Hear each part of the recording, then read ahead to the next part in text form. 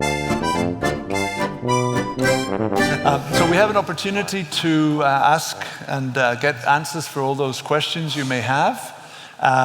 To warm up, I'll start with one from earlier on. This is for Daniel and Clayton. When you presented earlier on some of the key challenges with biosecurity, I'd like you to maybe share with not just the US vision, because you've traveled to many, many countries, many different production systems. If you had to pick one internal and one external risk that would be, in your experience, the number one challenge, our person asking the question felt that gilt introductions in the European context is the biggest external risk, and then flow, how pigs move on the farm, would be the internal risk for that kind person in the audience that asked the question.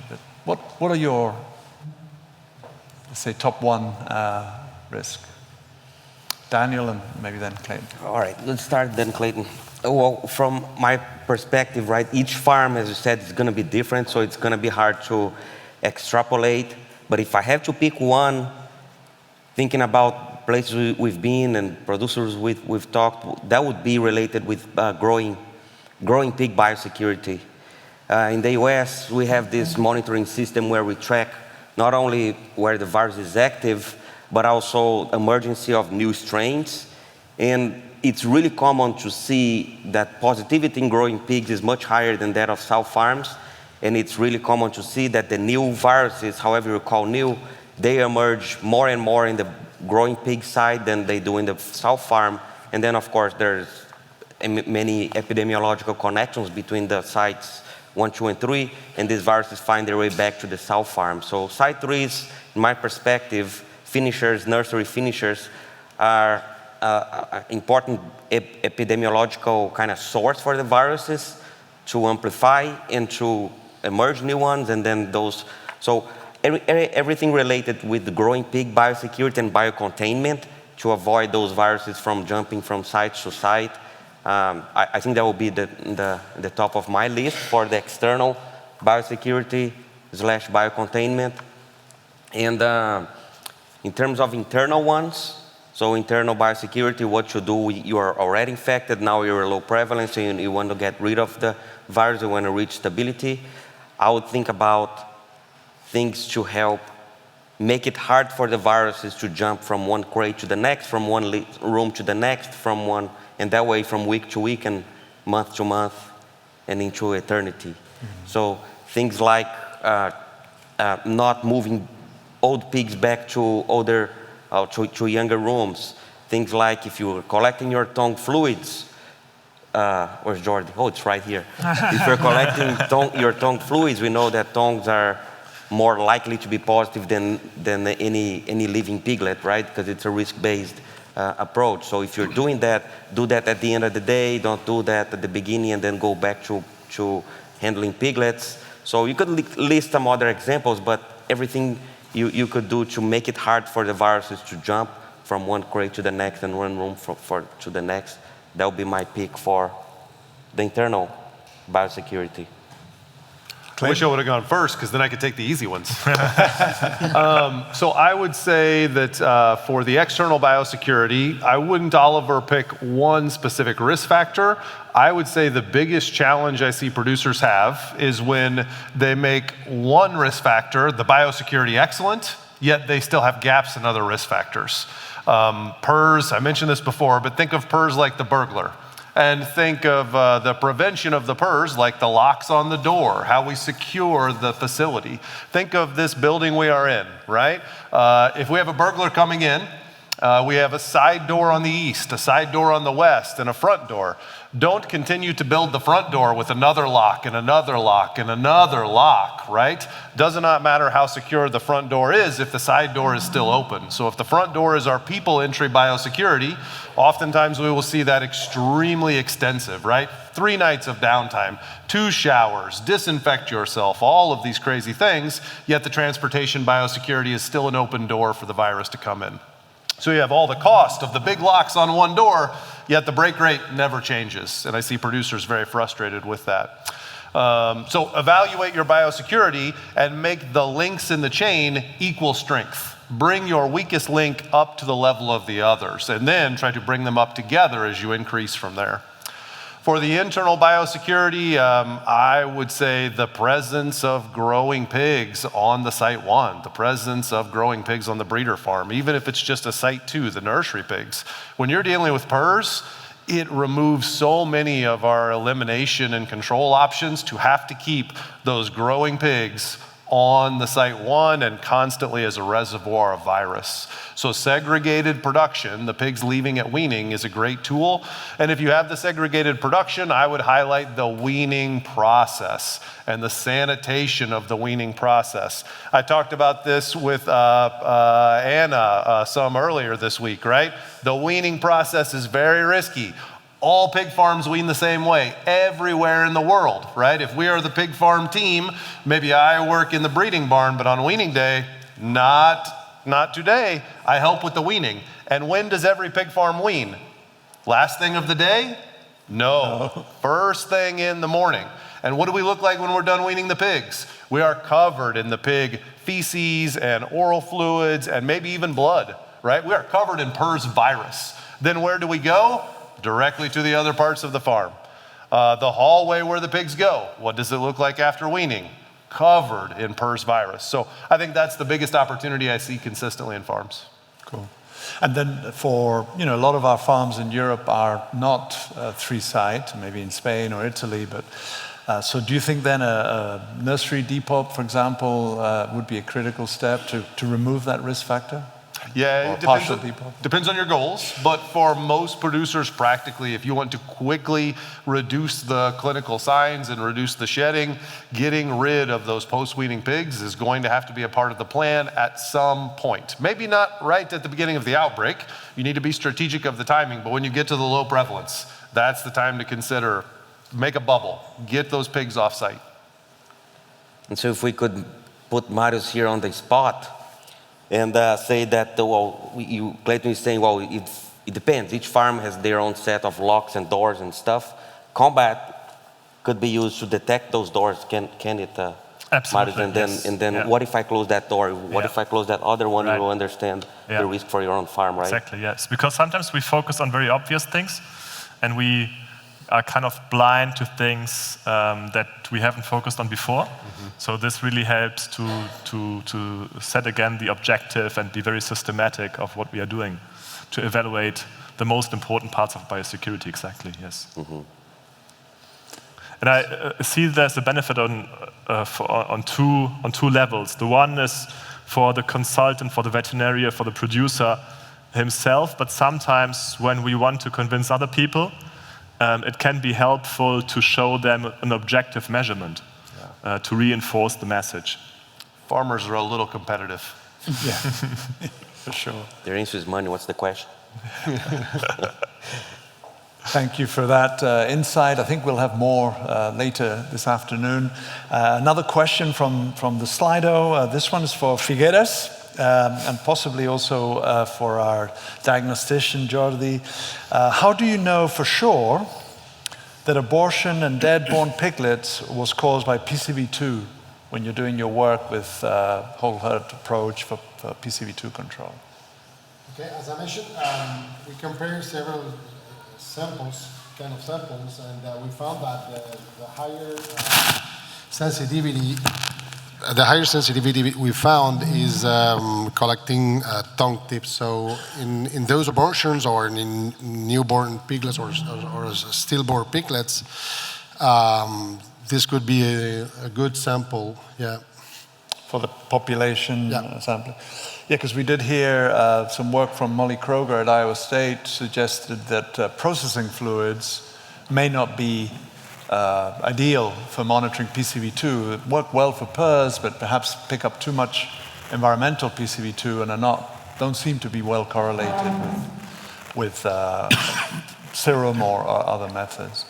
And I think, Jordi, when you get cases at the diagnostic lab from abortions, what is your process in terms of, Sebas shared with us the importance of having a good list of differentials, maybe PCV3 needs to be added to that list, but how do you go about those aborted fetus type investigations? It depends on the pathogen that the veterinarian want to try to test if they are present in this abortion. But normally there is some tissues relevant. For example, when we find PCV2, the hair. Sometimes we also are testing the tongue as a possible good sample to find PCV2. And for other diseases, like, for example, PRRS virus, normally we selected some lymph nodes or also lungs. It depends on in our lab, we are not working with panels. We prefer that the vet selected the possible pathogens, and thanks to this, we select the best tissues for each pathogen. I just want to add, when we are looking for PCV2 in sows, normally we go to look for that because we see problems in the fattening side. So if we know that the pigs have been properly vaccinated, and we know the vet team sometimes are there vaccinating, and we see problems, then it's like we are moving, and we end at the sow farm, and then it's when we see the problems.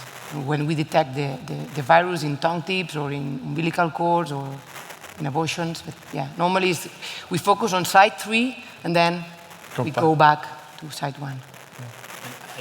I suppose that the problem with PCV2, that it's an ubiquitary virus, so we can find in the surface of the farms, in feces, in tissue, so sometimes it's to know where is the cutoff. We have a clinical signs, we have a positive PCV2 PCR result, but maybe it's a question for Sebas, which is the cutoff to yes, the value, the absolutely, number of viral copies?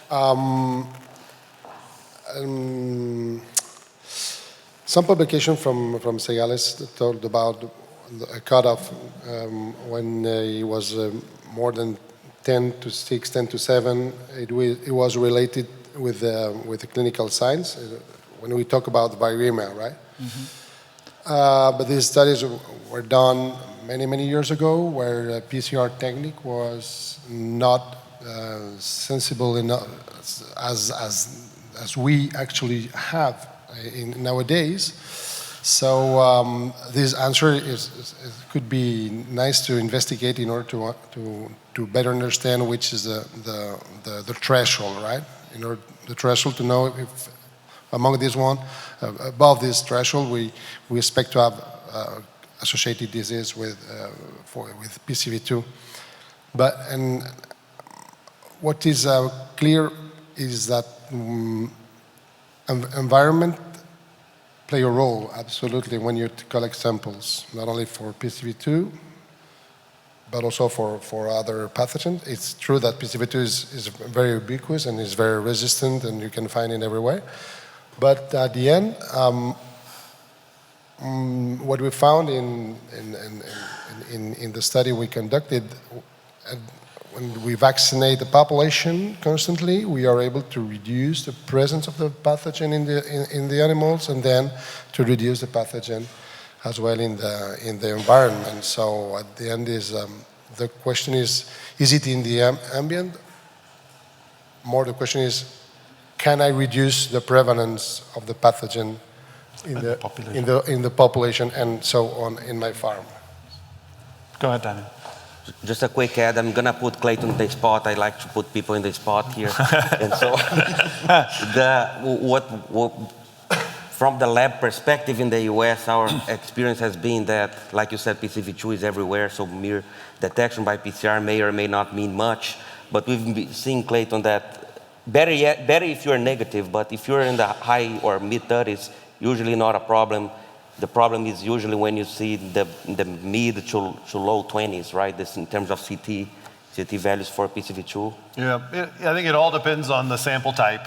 And for the population-based samples, the tongue tips, the processing fluids, we're generally looking at hundreds of pigs contributing to each sample. For a ubiquitous pathogen, an endemic pathogen, it is silly to assume you will always be negative or that is the expectation. So the CT value is very important there. For an abortion situation, if I want to prove this sow had a lost pregnancy from PCV2, that one is a little more black and white in my experience. You send the tissues into the diagnostician, they do the PCR on the individual litter tissues, and it is not a situation where the PCV2 hides if it is there. CT counts of 8 and 9 are common in my experience, and when you have CT count of 8 and 9, I don't need the histopath to tell me a lot more than that. But normally it is either, CT count is extremely low or it is negative, one or the other for the abortion. Good question. Long answers, but good question. We have a difficult question for Lance. The good news is we were talking about it already, so I think you may be ready to answer with great ease. And the question is from your presentation. The anonymous questioner thinks that maybe your model is just too simplistic, right? That there's no variation, it's very black and white. Do you think it's still a valid model to understand profit in a real life sense? The short answer is yes. And I think, as an economist, I love a very complicated economic model. I mean, the more complex, the better. But the value in a simple model is kind of like what I just did today, is your ability to present it. So eventually you're going to have to show your model to the owner, to the manager, to some decision maker, and maybe you are that person. And so a simple model is a good starting point, because I will use simple models to make sure my complicated models, are still making logical sense, that I haven't lost myself in the weeds, so to speak. My advice would be start simple, with a very simple model. You can logically validate it, and then just piece by piece, you can start adding layers to it. So like the next thing I would do with that model I showed is I would add variation in, as the next component. And so if I was demonstrating that to, let's say, a farm owner, first show him, that very simple, it makes sense. He can check all the formulas, everything looks good. Then when I add in that next piece, I don't have to go back and re-explain everything. I just have to explain that one new part. So start with a simple economic model and build it up into a complicated one. Don't start complicated and then try to decipher, the hundreds of different moving parts. It's just a good practice. And later today, I'm going to show what would be maybe a second or third addition to that model, where we look at, because there we looked at, yes disease, no disease. It's just a very simple binary decision. We'll add in what if disease doesn't break, or, we know that it breaks every so often. So yeah, you can add in probability. Yeah.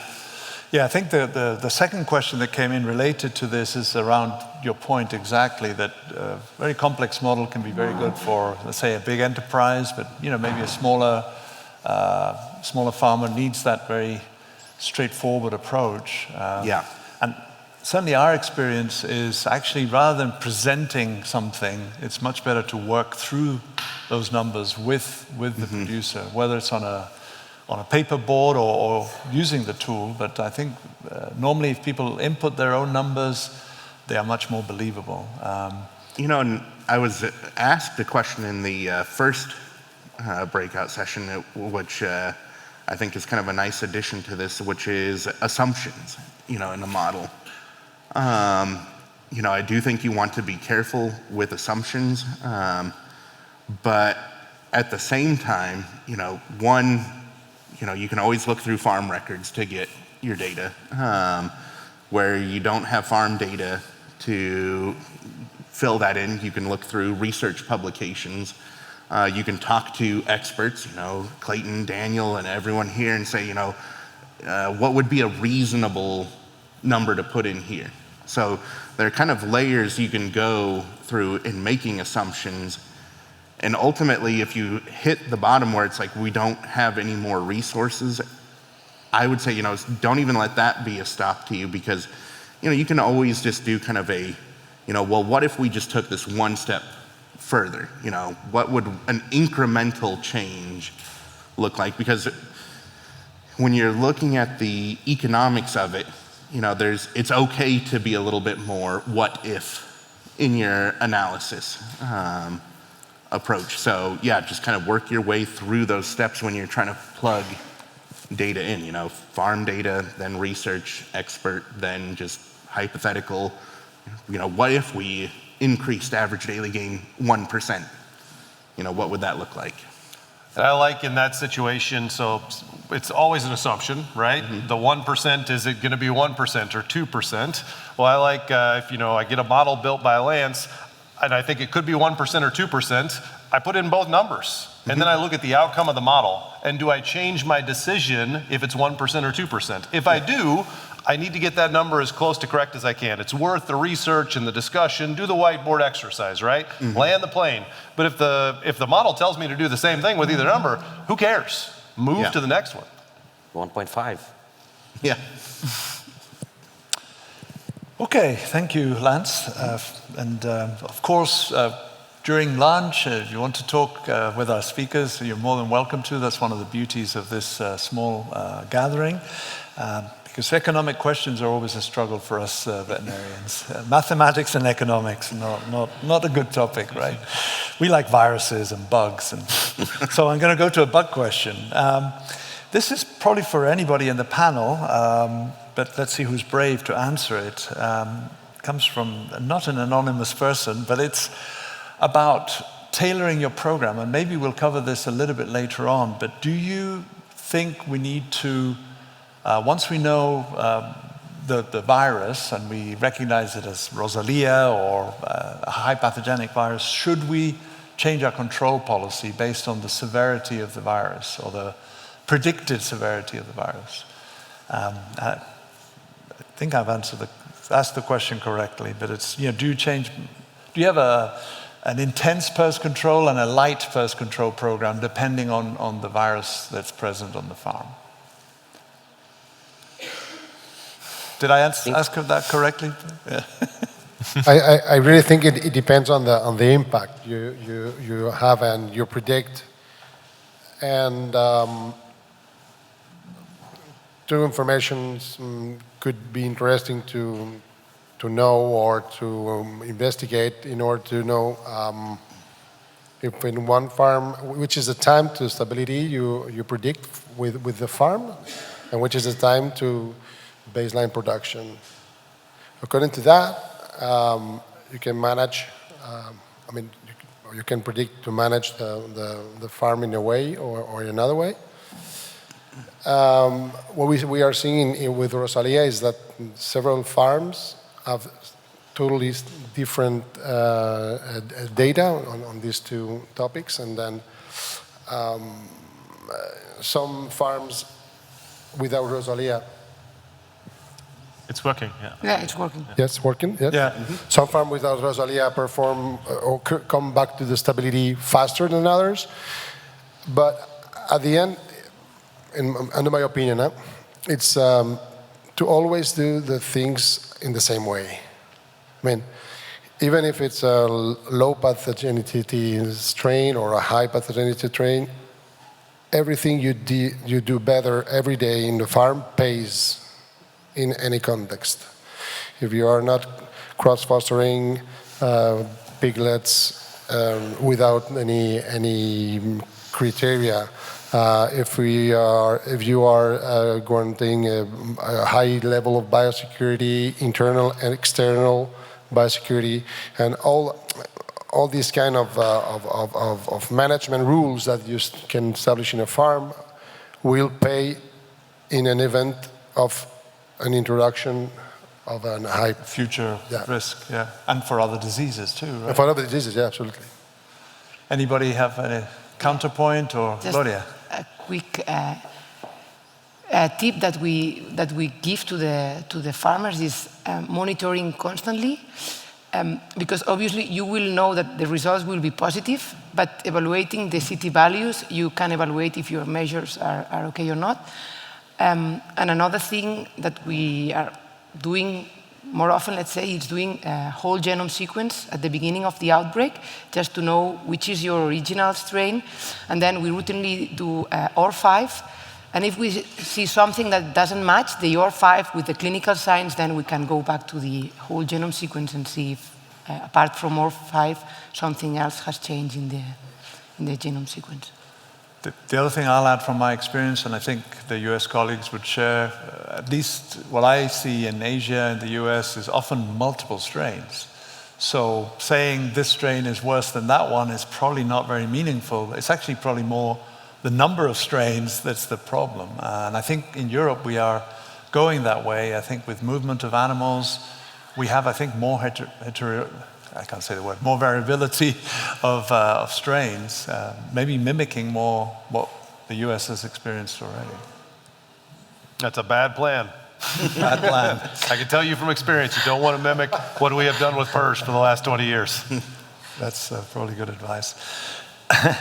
Somewhat related question from an anonymous person is, can we now, with whole genome sequencing, better match the vaccine? So if we have closer homology, not OR5 now, we got the whole genome, does it make a difference? Can it help select one MLV vaccine or another? Anyone who wants to? Short answer from my perspective is no, sorry, but no. Vaccine selection should be based on clinical trials made with the vaccine with that particular strain or closely related one, to show, not based on simulations or not based on what you see in the cell cultures, but what the pig tells you, average daily gain, mortality, sharing that, those things that are important. And to the best of our knowledge, it's not like flu, right, where you could run some lab tests and make some very educated guesses on vaccine selection. First, you gotta ask the pig which is best, and it's not the virus, right, Charlie? The other thing that I always comment about that is what Sebas mentioned. You have Rosalia on 2 farms, and one is, it's got some problems, but it's a normal break, and then others have, 80% piglet mortality, sows dead. It's genetically very similar, but the outcome is totally different. So it's also very difficult to predict pathogenicity based on whole genome sequence. Yes, because there are several variables affecting the severity of the outbreak, not only the strain, also the genetics, also if there is any other pathogens like mycoplasma, etc., etc. There are a lot of, if in this site there are only one site, the breeding herd, or there are also the nursery. So there are many variables affecting at the final of the production losses caused by this strain, not only the strain. But we can predict, as I mentioned during the presentation, that if we typify Rosalia or other strains as virulent, we can predict, but not ever with this strain we will have a severe outbreak. Good. We have another economics question, a mixture of economics and control question. I think some of this we may touch this afternoon, but I think it's worth asking. So when times are tough and profitability is at risk, thank you. We believe that we should continue vaccinating, so that's good news for us. But what other actions that can minimize losses without heavy investment would you recommend? So again, let's put ourselves in a situation of low profitability, whether it's low pig prices or high feed costs, doesn't matter maybe, but any tips for the audience on how to efficiently control PRRS without cost increases? It's the step 4. We're gonna wait till this afternoon. We're gonna talk about the solutions in step 4, but like Clayton said, just like the biosecurity is a package, solutions is also a package. You don't want to vaccinate the heck out of the pigs, but then don't think about pig flow, don't think about biosecurity, glorious monitoring, and so on and so forth. It's always a package. And I think what I would add to that is, when you put together a model, an economic model for your farm, it will help point you in the direction of what you should focus on, when prices are bad. Because typically, when prices are bad, as that you saw in my talk, you want to be more productive. It almost seems counterintuitive, but by producing more pigs, increasing output, you're spreading more of your cost across a greater number of pigs.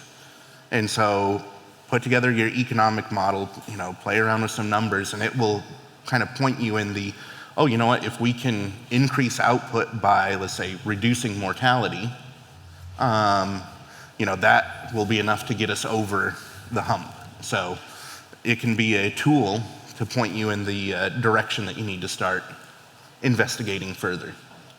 And to that end, I think be honest with yourself in bad economic situations with a sick pig flow about the low viability pigs and their value proposition, and also the low viability sows, the sows that we know are not likely to conceive and make it all the way to having a quality litter.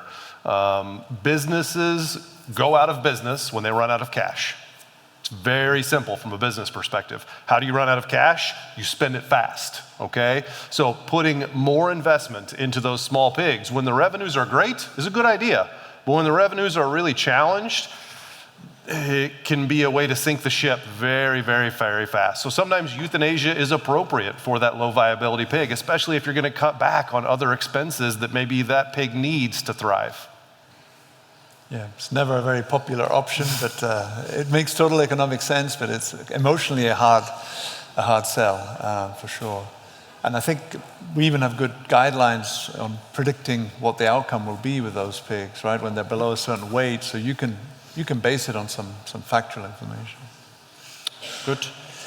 I have one here that I think we've maybe not answered completely, so I'm going to ask it again. It's around PCV2 for everyone, but it's around quantification and how much PCV2 is enough to, in tongue tips, to consider commencing a vaccination program in sows. What I'm going to plug is a project that Carmen Alonso and Daniel and Gustavo Silva are working on right now, which will help answer a lot of these questions, which is like we have a 5-step process for PRRS, we will have a management program for PCV2 very soon. So keep your attention for that, but go ahead. I'm going to answer. If try you can. to answer the question. I mean, our goal is to produce negative pigs at weaning because we want to vaccinate negative pigs in order to get the more benefit of the vaccination, right? So for us, the threshold is 0. I mean, we want to have the lowest prevalence of PCV2 in tongue tips in order to have the lowest prevalence of PCV2 in the farrowing crates, and then to be able to vaccinate animals with the lowest PCV2 prevalence. So for me, at least for me, my goal is to reach 40 CT. Any quick comments before we wrap up on that? Or? I can put Clayton on the spot again, saying you guys being used and taking advantage of processing fluids for PCV2, and aligned with what Sebas was saying, there are farms consistently producing negative PCR in processing fluids, right, Clayton? And I would say in stable farms, stable meaning I don't have a clinical problem at the breeder herd or in the growing pigs, you can have some positives, but yeah, you can get consistently negative results. On the question of vaccination of sows, I don't need a lot of evidence to convince me that the vaccination is a good idea, the routine boostering of sows. It's the only tool I have. and I can't cover it up with an antibiotic if I have a breakdown in my process. So I'm a big believer in boostering sows with vaccine. I think it's a very appropriate thing to do, and I think you can spin your wheels a lot with diagnostic assessment and spend a lot of money when you could just transfer that money into the vaccine. And you do gilts and sows in your program? I'm pretty crazy with PCV2 vaccine. I give multiple full doses to gilts, and sows, I booster them every time they come through the farrowing house. That way I don't have to worry about causing an abortion by vaccinating a pregnant animal. So I booster every one of them when they come through the farrowing house, halfway through lactation. Good. Unfortunately, or fortunately, we have run out of time. If you do still have questions, and I still have some on Slido, we can catch those up during the second roundtable. But I want to thank you and the panel for a great session. Thank you very much. Meeting in 1 hour.